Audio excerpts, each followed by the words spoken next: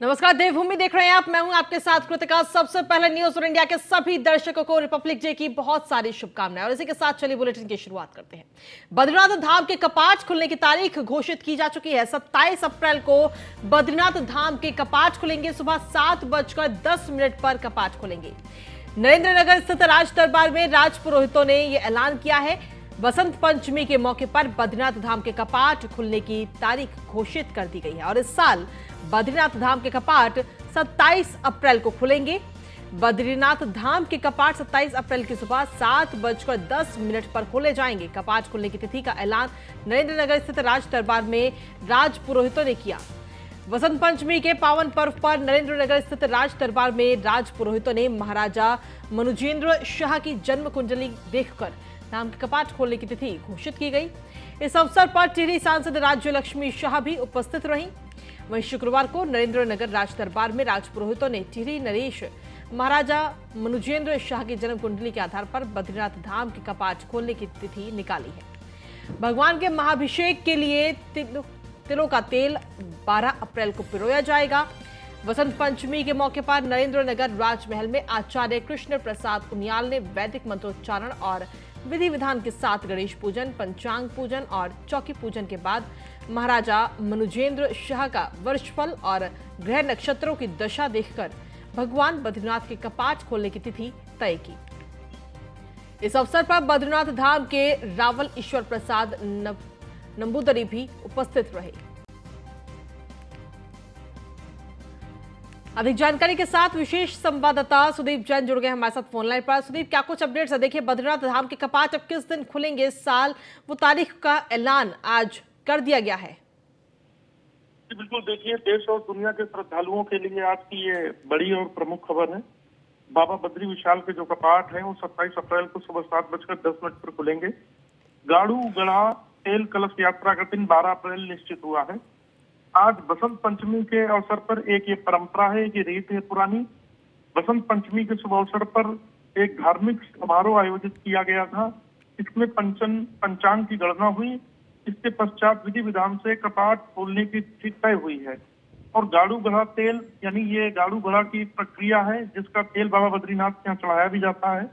ये 12 अप्रैल को होगा। राज परिवार व डिमरी परिवार, बद्री केदार समिति के लोग इस पूरी प्रक्रिया में मौजूद थे। तो 27 अप्रैल को सुबह 7:10 से एक बार फिर बाबा ग्रीष्म काल के लिए भक्तों को दर्शन देने के लिए भक्तों के बीच में उपस्थित होंगे और देश और दुनिया के श्रद्धालु बाबा बद्रीनाथ पहुंच सकेंगे दर्शनों के लिए। जी, चलिए, शुक्रिया तमाम जानकारी देने के लिए सुदीप। वहीं गणतंत्र दिवस के अवसर पर राजभवन देहरादून में राज्यपाल गुरमीत सिंह ने ध्वजारोहण कर प्रदेशवासियों को गणतंत्र दिवस की शुभकामनाएं दी। इस दौरान उन्होंने संविधान के रचयिता बाबा साहेब भीमराव अंबेडकर को भी याद किया। राज्यपाल ने कहा कि आज सभी देशवासियों को देश हित के लिए संकल्प लेना चाहिए। आज के शुभ अवसर पर 74वें गणतंत्र दिवस के उपलक्ष्य पर आप सबको, हर भारतीय, हर प्रदेशवासी को आज के गणतंत्र दिवस की शुभकामनाएं और हार्दिक बधाई। आज का दिन हम सब के लिए संकल्प लेने का दिन है। राष्ट्र निर्माण के लिए, राष्ट्र सेवा के लिए, राष्ट्र सुरक्षा के लिए और राष्ट्र के विकास के लिए। सच कहूं तो जो भारत का ने ट्रांसफॉर्मेशन, मॉडर्नाइजेशन, प्रगति और विकास का रुख लिया है, अपने आप में अमृतकाल अगले आने वाले 25 सालों के लिए हम सबको संकल्प करना है कि भारत को, अपने राष्ट्र को किस प्रकार से विश्व गुरु और एक विकसित राष्ट्र बनाया जाए। आज सचमुच हमारे संविधान के निर्माताओं और आजादी के महानायकों को आभार करता हूं, नमन।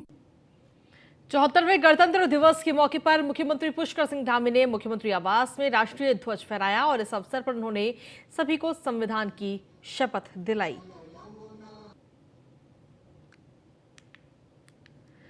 तो आज गणतंत्र दिवस का ये पर्व है और सीएम धामी ने सभी को संविधान की शपथ आज दिलाई है। ये तस्वीर आपको दिखा रहे हैं देहरादून से, जहां पर मुख्यमंत्री पुष्कर सिंह धामी ध्वजारोहण करते हुए नजर आए। उन्होंने तिरंगा फहराया और साथ ही संविधान की शपथ दिलाई।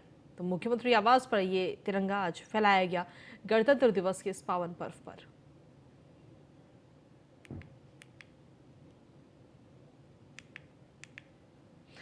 वहीं गणतंत्र दिवस के मौके पर उत्तराखंड बीजेपी कार्यालय पर भी मुख्यमंत्री पुष्कर सिंह धामी ने ध्वजारोहण किया और प्रदेशवासियों को गणतंत्र दिवस की शुभकामनाएं दी। इस दौरान बीजेपी प्रदेश अध्यक्ष महेंद्र भट्ट, राज्यसभा सांसद नरेश बंसल, मेयर सुनील बंसल समेत बीजेपी के कई वरिष्ठ कार्यकर्ता भारतीय जनता पार्टी के कार्यालय पर मौजूद रहे।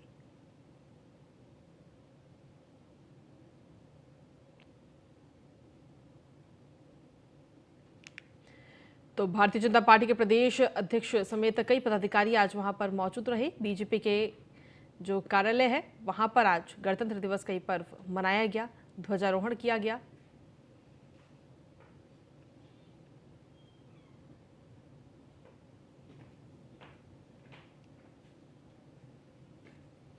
कर्तव्य पथ पर उत्तराखंड की दिव्य और भव्य मानस खंड की झलक देखने को मिली। आज मानस खंड झांकी के अगले और मध्य भाग में कॉर्बेट नेशनल पार्क में विचरण करते हुए हिरण, बारहसिंघा, घुरल मोर समेत विभिन्न पक्षी दिखाई दिए। झांकी के पिछले भाग में प्रसिद्ध जागेश्वर मंदिर समूह और देवदार के वृक्ष को दिखाया गया। इसके अलावा उत्तराखंड की प्रसिद्ध लोक कला एपड़ को भी झांकी के माध्यम से आज दिखाया गया। झांकी के साथ उत्तराखंड की लोक संस्कृति को प्रदर्शित करने के लिए छोलिया नृत्य का दल शामिल किया गया। इस दौरान उत्तराखंड की लोक संस्कृति पर आधारित थीम सॉन्ग पर कलाकार झूमते हुए नजर आए कर्तव्य पथ पर। Now the tableau.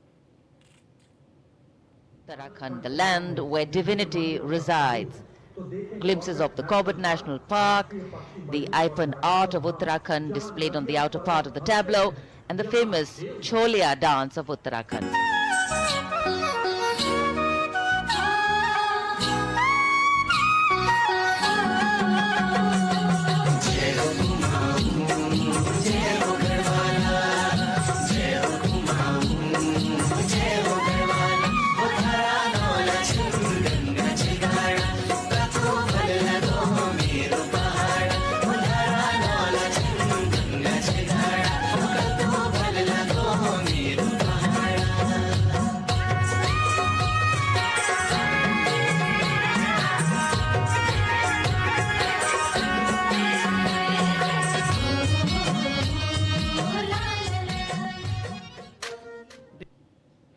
वहीं उत्तराखंड विधानसभा में विधानसभा अध्यक्ष ऋतु खंडूरी ने भी ध्वजा फहराया और विधानसभा में मौजूद सभी कर्मचारियों को संविधान की शपथ दिलाई।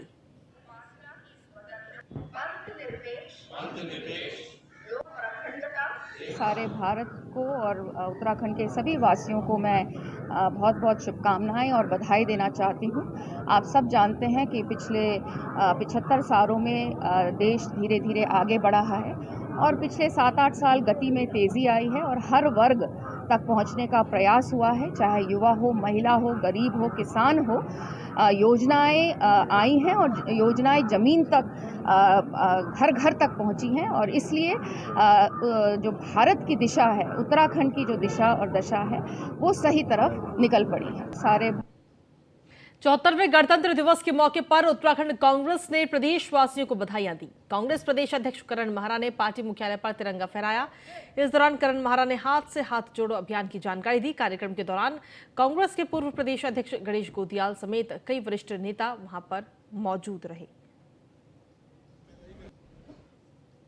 बसंत पंचमी की शुभकामनाएं हैं, गणतंत्र दिवस की शुभकामनाएं हैं और राष्ट्र की उन्नति के लिए हम सबको आज शुभकामनाएं दे रहे हैं। राष्ट्र की एकता के लिए, राष्ट्र की सीमाएं सुरक्षित रहे, इसके लिए हम सबको शुभकामनाएं देते हुए उम्मीद करते हैं कि कांग्रेस का कार्यकर्ता हाथ से हाथ जोड़ो कार्यक्रम का भी आज शुभारंभ कर रहा है और उसके पीछे उद्देश्य भारत की सुरक्षा, भारत की अर्थव्यवस्था का सुदृढ़ीकरण और जो भारत में गंगा जमनी तहजीब है, जो भाईचारा का मामला है, उसको हम दोबारा से पैदा कर सके, दोबारा से बढ़ा सके, जो लोगों के मनों में भय का वातावरण है उसको दूर कर सके। बसंत पंचमी वहीं गणतंत्र दिवस के अवसर पर अल्मोड़ा पुलिस लाइन में हर्षोल्लास के साथ आज का ये दिन मनाया गया। इस मौके पर प्रदेश सरकार के कैबिनेट मंत्री डॉक्टर धन सिंह रावत ने शिरकत की और ध्वजारोहण किया। गणतंत्र दिवस परेड की सलामी ली। इस मौके पर विभिन्न विभागों की झांकियां भी निकाली गईं।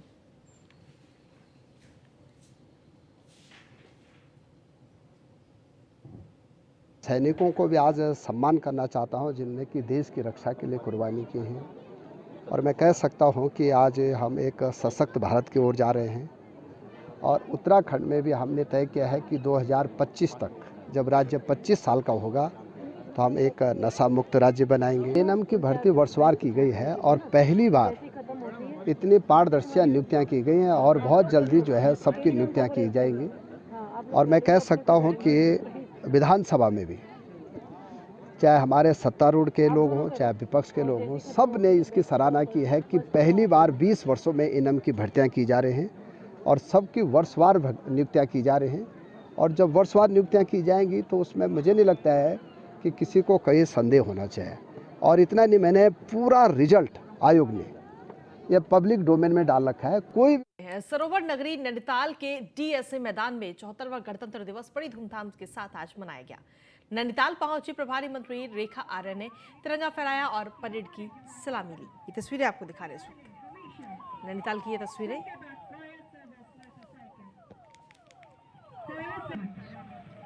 आप देख सकते हैं, एक बार जोरदार तालियां हमारे दर्शक लोग इनके लिए बजाएंगे, इनका उत्साह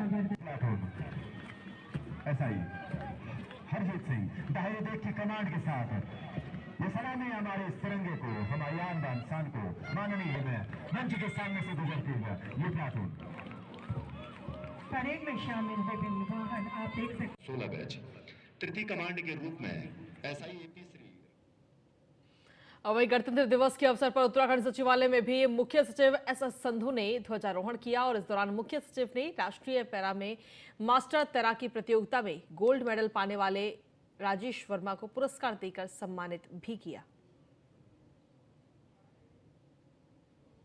हमारा संविधान दुनिया के सबसे अच्छे संविधानों में आता है।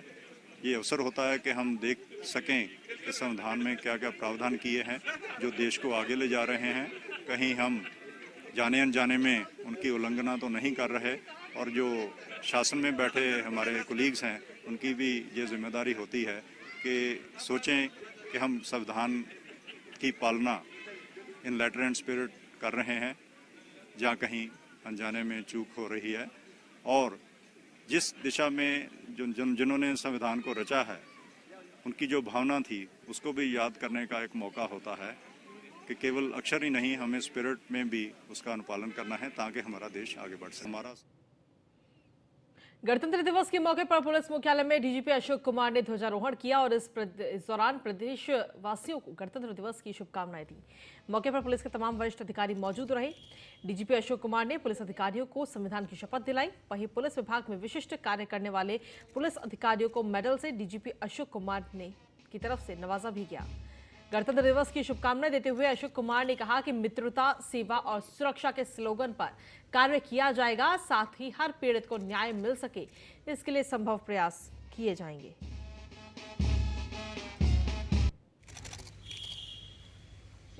देशवासियों को, उत्तराखंड वासियों को गणतंत्र दिवस की बधाई और जो पदक विजेता हैं हमारे पुलिस के, उन सबको भी बधाई। साथ ही साथ जैसा मैंने आज अपने इसमें भी बोला है कि पुलिस को आंतरिक सुरक्षा के मोर्चे पर चुनौतियों का सामना करना है, उसको सफलतापूर्वक हम सामना करें और जो हमारा ध्येय है उत्तराखंड पुलिस का मित्रता, सेवा, सुरक्षा, उसके अनुरूप आम नागरिक की सुरक्षा, आम नागरिक के साथ मित्रता, आम नागरिक की सेवा, पीड़ित की सेवा और सुरक्षा करें। साथ ही साथ बदमाशों के खिलाफ कठोर कार्रवाई करें। देशवासियों भारतीय रेलवे ने उत्तराखंड की 10 रेलगाड़ियों में राजस्व और पर्यावरण बचाव की दृष्टिगत एक नई तकनीकी आयाम की शुरुआत कर उसे कामयाब सिद्ध कर दिखाया है। दरअसल मुरादाबाद मंडल के तहत उत्तराखंड की उन 10 महत्वपूर्ण रेलगाड़ियों में हेड ऑन जनरेशन सिस्टम स्थापित कर दिया गया है, जिन रेलगाड़ियों का संचालन और अनुरक्षण कार्य संयोजित पावर कार के जरिए निर्भर और निर्धारित था।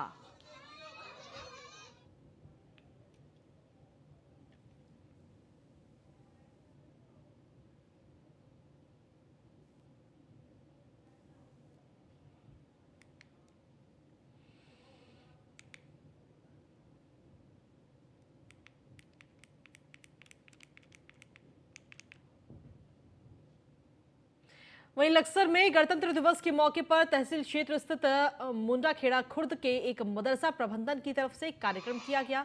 इस दौरान मदरसा प्रबंधन के प्रमुख संचालक हाफिज खुर्शीद ने के नेतृत्व में मदरसे में पढ़ने वाले बच्चों ने तिरंगा प्रभात फेरी निकाली और लोगों को अपनी ओर आकर्षित करने का काम किया। इस दौरान मदरसे में पढ़ने वाले तमाम छोटे छोटे बच्चों ने तिरंगा प्रभात फेरी निकालकर गांव में अमन शांति की भी अपील की।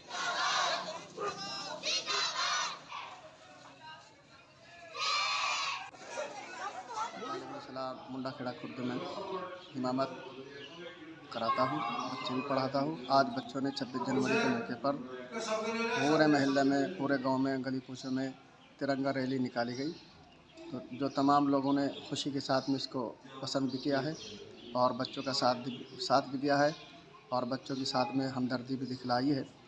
और भारतीय रेलवे ने उत्तराखंड की 10 रेलगाड़ियों में राजस्व और पर्यावरण बचाव की दृष्टिगत एक नई तकनीकी आयाम की शुरुआत कर उसे कामयाब सिद्ध कर दिखाया।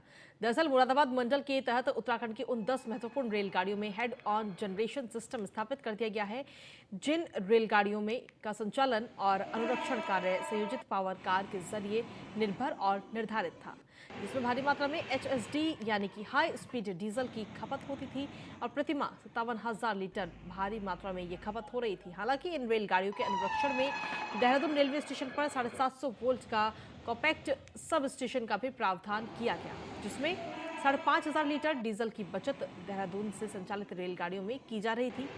वहीं head on generation system railway की एक ऐसी कामयाब तकनीक है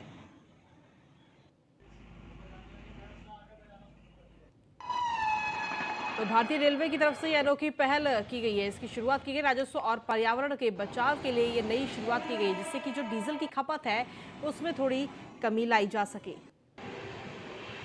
10 रेलगाड़ियों में इसे लगाया गया है on generation system, head on generation system से 10 रेलगाड़ियों में अभी तक लगाया गया। लक्सर के सामुदायिक स्वास्थ्य केंद्र में कुछ समय पहले एक प्रसव पीड़िता के रूप में भर्ती की गई थी। गर्भवती महिला के परिजनों से अस्पताल कर्मचारियों की तरफ से रिश्वत मांगे जाने का गंभीर आरोप लगाया गया था, जिस दौरान सामुदायिक स्वास्थ्य केंद्र प्रबंधन पर बड़े सवालिया निशान भी खड़े हुए।